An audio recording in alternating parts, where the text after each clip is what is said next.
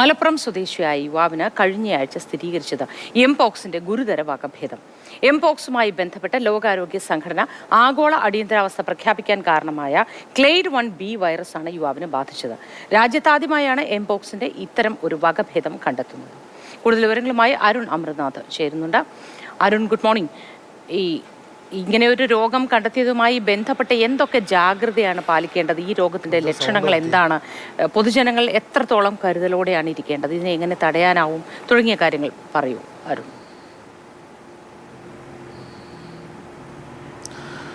Moti, good morning.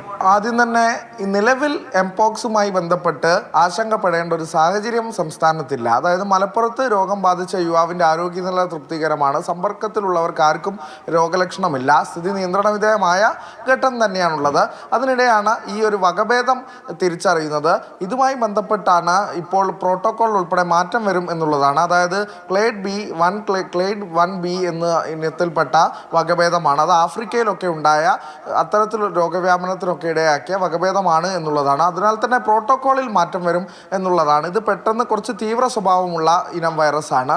രോഗവ്യാപന തോത് കൂടുതലാണ്. കോവിഡിനൊക്കെ സമാനമായ രീതിയിൽ സമ്പർക്കത്തിലൂടെ പെട്ടെന്ന് പടർന്നു പിടിക്കാൻ സാധ്യതയുള്ള വകഭേദമാണ് എന്നുള്ളത് തന്നെയാണ്. അപ്പോഴും നമുക്ക് ഇവിടെ ഉണ്ടായ ഒരു സാഹചര്യം വെച്ച് ഈ രോഗിയുമായി ബന്ധപ്പെട്ടവരെയൊക്കെ സമ്പർക്കത്തിലാക്കിയിരുന്നു. ഇദ്ദേഹം UAE നിന്ന് വന്ന വിമാനത്തിലുള്ളവരെ ട്രേസ് ചെയ്യാൻ സാധിച്ചിരുന്നു. അങ്ങനെ 43 പേരെ തിരിച്ചറിഞ്ഞിരുന്നു. ഇവർക്കൊക്കെ സന്ദേശം നൽകിയിരുന്നു. അപ്പോൾ ഈ വകഭേദമായതിനാൽ തന്നെ നേരത്തെ മന്ത്രിയും സൂചിപ്പിച്ച കാര്യമാണ്, കൂടുതൽ പേരെ തിരിച്ചറിയും.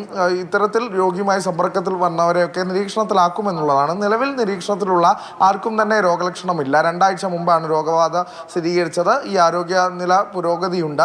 ആരോഗ്യനില ഓരോ ദിവസവും പുരോഗതിയിലേക്ക് വരികയാണ് യുവാവിൻ്റെ. അപ്പോൾ അത്തരത്തിലൊരു ആശങ്ക നിലവിൽ രോഗവുമായി ബന്ധപ്പെട്ടില്ല. പക്ഷേ ജാഗ്രത വേണം. ഈ വകഭേദമാണെന്ന് തിരിച്ചറിഞ്ഞതിനാൽ തന്നെ കൂടുതൽ പേരിലേക്ക് ഈ രോഗം എത്തുന്നുണ്ടോ എന്നുള്ള കാര്യത്തിലേക്കൊക്കെ അറിയാൻ നമുക്ക് കൃത്യമായ നിരീക്ഷണം വേണം.